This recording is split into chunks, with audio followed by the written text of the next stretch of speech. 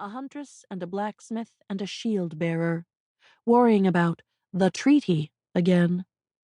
She looked that word up too, hoping to understand it, as understanding gave her power over things.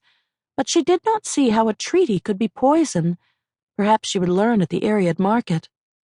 Baru put her mother's dictionary back, and then hesitated, fingers still on the chained stitches of the binding. Mother had a new book in her collection, bound in foreign leather. From the first page, printed in strange, regular blocks, impersonal and crisp, she sounded out the title. A Primer in Athlone, the Imperial Trade Tongue, made available to the people of Taranok for their ease. There was a copy number in the bottom corner, almost higher than she could count.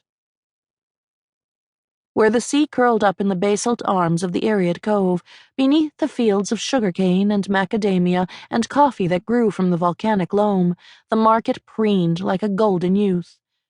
Since a time before Baru could remember how to remember, the market had filled the Ariad docks, the most noisy and joyous thing in the world. There were more ships in harbor this year, not just Taranoki fishers and felucca, not just familiar Oriati traders from the south, but tall, white-sailed masquerade merchant ships.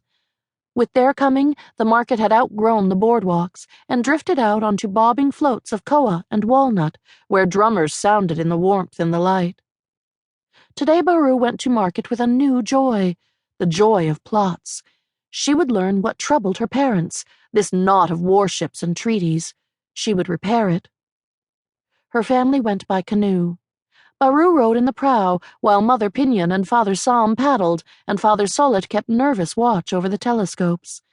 The wind off the sea lifted flocks of scops and merganser ducks, gangs of bristle-throated alawa giving two-toned calls, egrets and petrels and frigate birds, and high above great black jaegers like wedges of night. She tried determinedly to count them and keep all the variety straight. Baru Cormorant, Mother Pinion said, smiling. In Baru's eyes she was a coil of storm surf, a thunderbolt, as slow and powerful as sunlight. Her dark eyes and the teeth in her smile were the shapes that Baru imagined when she read about panthers. She worked her paddle in strokes, as smooth and certain as the waves. It was a good name. Baru, warm and loved and hungry to impress with accurate bird count, hugged her mother's thigh. They found a key to unload the telescopes, and the market swept up around them. Baru navigated the crowd of knees and ankles, trailing behind her parents because the commerce distracted her. Taranok had always been a trading port, a safe island stop for Oriati dromons and islander canoes, so Baru grew up knowing a little of the structure of trade. Arbitrage, currency exchange, import and export. We sell sugar-cane and honey and coffee and citrus fruits, Mother Pinion said, and buy textiles, sailcloth, kinds of money that other traders want. Baru, pay attention.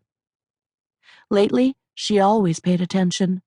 Something fragile had come into the air, a storm smell, and not understanding made her afraid.